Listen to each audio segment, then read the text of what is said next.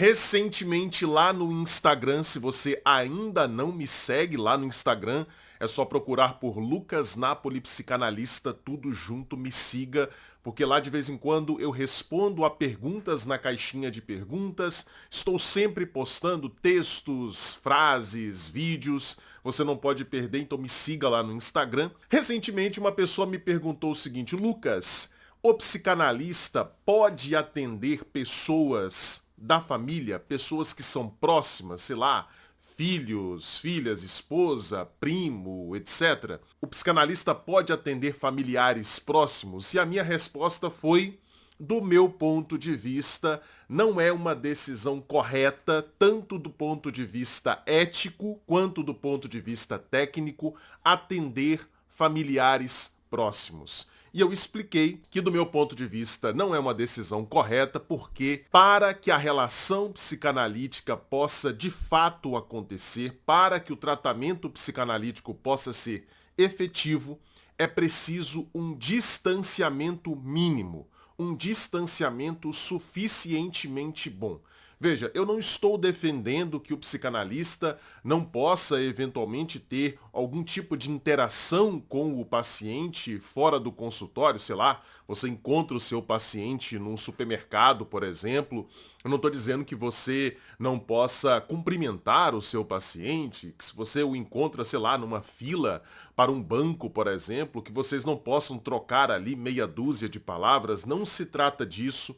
Não se trata também de que o psicanalista, no consultório, atendendo o seu paciente, se comporte de uma maneira completamente distanciada, como se fosse sempre um completo estranho, que não tenha uma atitude amigável com o seu paciente. Não se trata disso. No entanto, é preciso que o analista mantenha com o seu paciente um distanciamento mínimo. É preciso que exista esse distanciamento para que o tratamento possa de fato acontecer de maneira efetiva.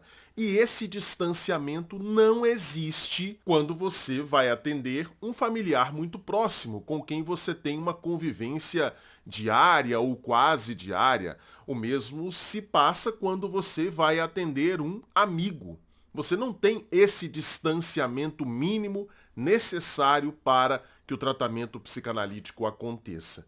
E aí, depois que eu respondi a essa pergunta, veio uma pessoa que fez uma outra pergunta relacionada a essa. Essa pessoa perguntou para mim o seguinte: Lucas, por que é necessário esse distanciamento para que o tratamento dê certo, para que o tratamento aconteça? Por que é preciso esse distanciamento? Eu respondi essa pergunta lá no Instagram, mas eu gostaria de me aprofundar um pouquinho nela aqui, fazer alguns comentários mais detalhados, e é por isso que nesse vídeo eu quero apresentar para você 3 razões pelas quais o psicanalista não deve atender amigos e familiares próximos. Por que o distanciamento mínimo suficientemente bom entre o analista e o paciente é necessário na condução do tratamento?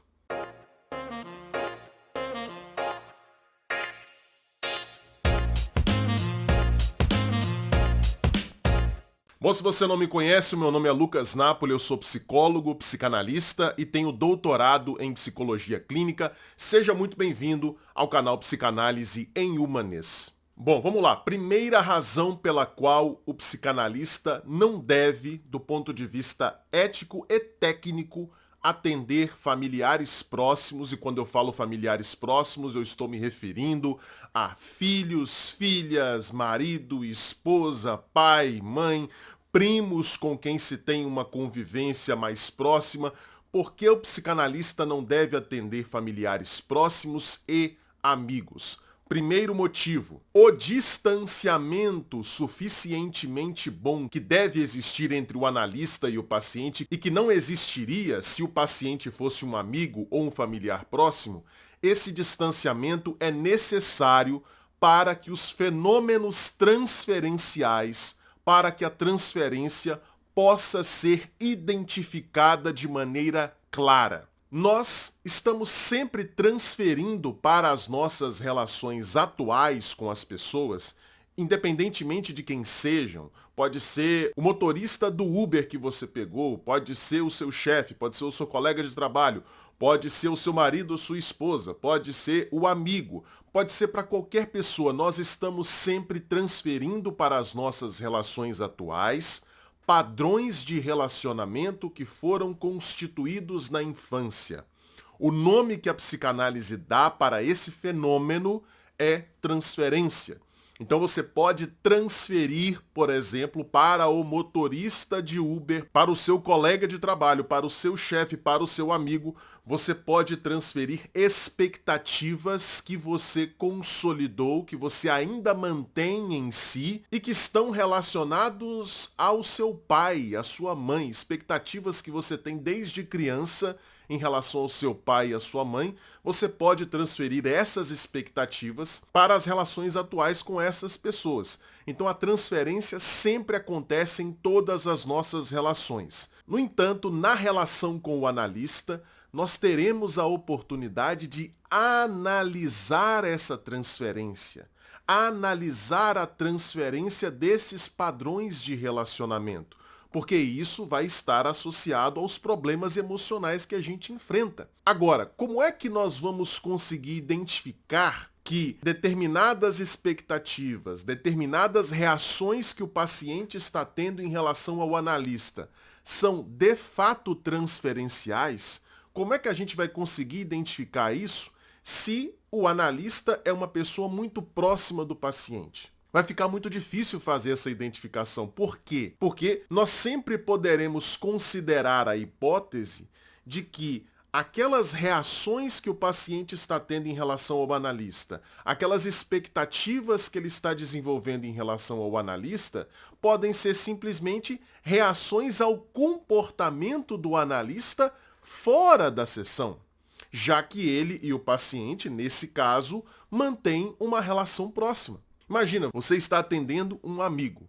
Como é que você pode saber se aquela manifestação que o seu amigo está tendo ali enquanto paciente no consultório com você, como é que você vai poder saber se aquela manifestação é transferencial de fato ou é simplesmente uma reação a algo que aconteceu na relação de vocês fora do consultório? Porque se essa pessoa é sua amiga, você vai continuar mantendo com ela uma relação de amizade fora do consultório. Se essa pessoa é um familiar próximo, você vai continuar mantendo com ela uma relação fora do consultório. Então como é que você vai saber de fato se aquela manifestação que o paciente está tendo ali no consultório é de fato transferencial? Fica muito difícil separar o joio do trigo. Fica muito difícil fazer essa identificação. Por quê? Porque não há um distanciamento. Quando há esse distanciamento, quando o paciente não é amigo do analista, quando o paciente não é um parente próximo do analista, fica mais fácil, fica muito mais simples fazer essa identificação, porque como eles não têm uma relação fora do consultório, se de repente o paciente começa a desenvolver uma hostilidade em relação ao analista, começa a desenvolver um medo do analista, aquilo vai ser muito mais facilmente identificável como uma manifestação transferencial, justamente porque o analista não tem interações com o paciente. Ele ocupa junto a esse paciente exclusivamente a posição de analista e não a posição de amigo, a posição de esposo, a posição de pai, a posição de primo. Tá entendendo? O distanciamento é necessário para que haja o espaço para o reconhecimento dos fenômenos transferenciais. O Freud dizia que a posição básica do psicanalista é a posição de espelho. E o que é o espelho? O espelho mostra para o outro o próprio outro. Como é que o paciente vai ter a oportunidade de se enxergar, de enxergar as suas questões, se o psicanalista fica o tempo todo se apresentando com a sua individualidade, com as suas particularidades, com a sua personalidade? Ele pode até não fazer isso no consultório. No consultório ele pode até ocupar de fato a posição de psicanalista. Mas se fora do consultório ele tem uma relação com o paciente pessoal, uma relação próxima, essa relação próxima que acontece fora do consultório vai influenciar, vai contaminar o que acontece no consultório. E aí não será possível fazer a identificação dos fenômenos transferenciais de maneira mais clara. Consequentemente, o trabalho analítico será prejudicado. Então essa é a primeira razão pela qual o distanciamento entre paciente e analista é necessário. Segunda razão pela qual o psicanalista não deve atender amigos e familiares próximos. Para que as intervenções do analista gerem de fato impacto sobre o paciente, para que de fato gerem efeito sobre o paciente, elas precisam ser encaradas como as intervenções de um profissional. Se eu atendo, por exemplo, a minha esposa num consultório, é óbvio que essa esposa não conseguirá me enxergar como profissional. É óbvio que por mais que a gente tente, por mais que ela faça um esforço consciente, ela não conseguirá me enxergar como apenas um profissional. Ela vai me enxergar como marido.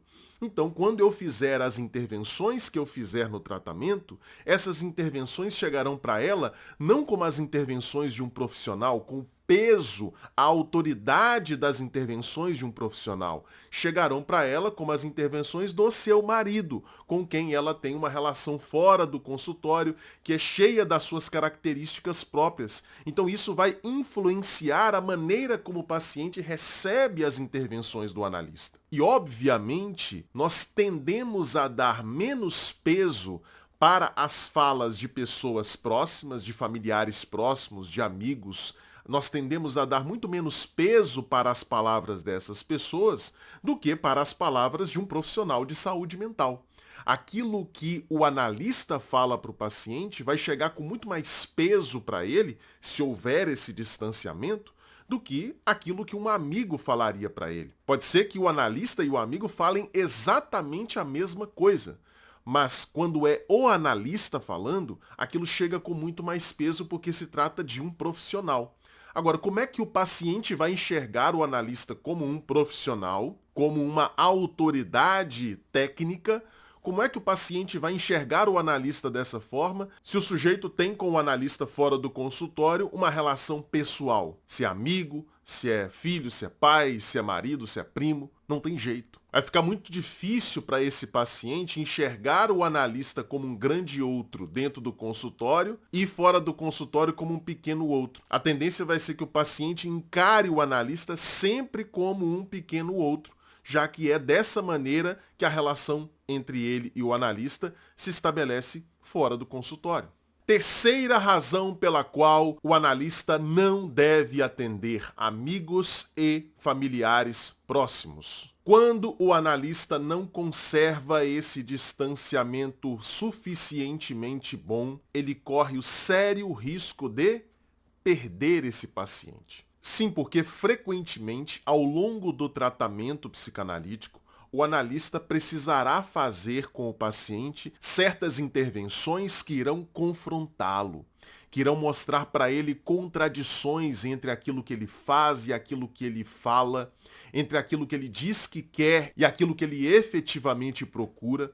O analista vai demonstrar, vai evidenciar com as suas intervenções, com as suas interpretações, essas contradições, essas confrontações. E isso não é fácil de ser digerido pelo paciente. E aí o paciente tende a ficar irritado com o analista. Mas quando ele encara o analista não como um amigo, não como um familiar próximo, mas como um profissional, essa irritação é amenizada justamente pelo distanciamento. Quando se trata de um amigo, por exemplo, o que pode acontecer com o paciente? O analista vai lá e o confronta, apresenta para ele uma interpretação, uma intervenção que evidencia certas contradições, e aí esse paciente, por ser amigo do analista, pode não aceitar essa contradição, se sentir não só irritado, mas extremamente ofendido e injustiçado, porque como ele é amigo, ele espera receber do seu amigo amor. Ele tem uma expectativa de ser sempre bem tratado pelo seu amigo, de ser sempre tratado de maneira gentil pelo seu amigo. Então ele pode achar que aquela intervenção que o profissional está fazendo é injusta, é ofensiva, justamente porque eles têm uma relação fora do consultório de amizade. E aí então o paciente pode decidir abandonar o tratamento e aí o sujeito vai perder tanto o paciente quanto o amigo. A existência desse distanciamento entre paciente e analista funciona como uma espécie de amortecedor. O paciente não vai se sentir tão magoado, tão ofendido por certas intervenções que mexam com ele, que toquem na ferida, que mostrem suas contradições. O paciente não vai se sentir tão ofendido, tão magoado, se ele sabe, se ele está ciente que ele está lidando com um profissional e não com seu amigo, com seu pai, com seu primo.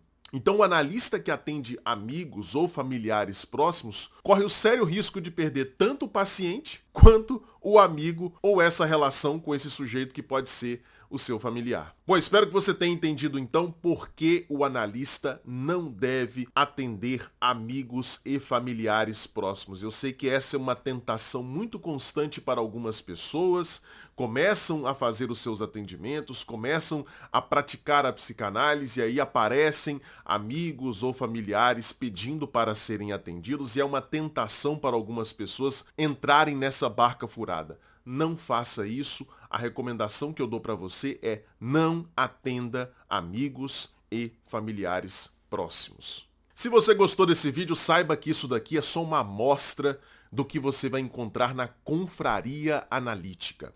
A Confraria é a minha escola de formação teórica em psicanálise.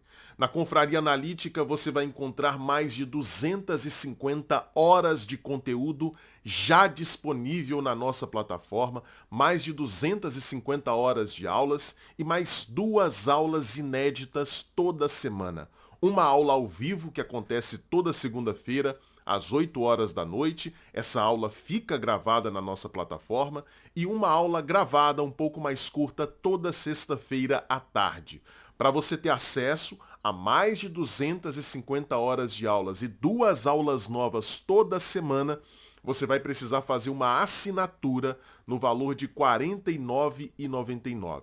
Se você quiser, você pode optar pelo plano anual de assinatura. Você paga uma vez e tem acesso a todo esse conteúdo durante um ano no valor de R$ 497. Fazendo o plano anual, você ganha o desconto de praticamente 2 mensalidades. Para se tornar membro da Confraria Analítica e se juntar aos mais de 1.500 alunos que nós já temos na nossa escola, é só clicar no primeiro link que estará aqui na descrição. E antes de terminar esse vídeo, deixa eu falar rapidinho para você sobre os meus 2 e-books. O primeiro deles se chama O que um psicanalista faz. Nesse e-book eu explico de maneira rápida, simples, didática, o que acontece num consultório de psicanálise. E o segundo e-book se chama Psicanálise em Humanês. 16 conceitos psicanalíticos cruciais explicados de maneira fácil, clara e didática. Esse segundo e-book é praticamente um mini curso de introdução à teoria psicanalítica. Para adquirir esses 2 livros digitais, basta clicar nos links que também estarão aqui na descrição do vídeo. Bom, e se você gostou desse vídeo, não deixe de dar o seu like, não deixe de comentar, não deixe de se inscrever e principalmente, não deixe de compartilhar esse vídeo com todos os seus amigos, principalmente aqueles que estão aí em dúvida se atendem ou não atendem pessoas da família, amigos. Compartilhe informação de qualidade na internet. Tem muita gente fazendo bobagem por aí, embarcando nesses atendimentos com pessoas muito próximas e tendo vários problemas. Mande esse vídeo para todo mundo que você conhece. Eu tenho certeza que eles vão gostar dessa informação.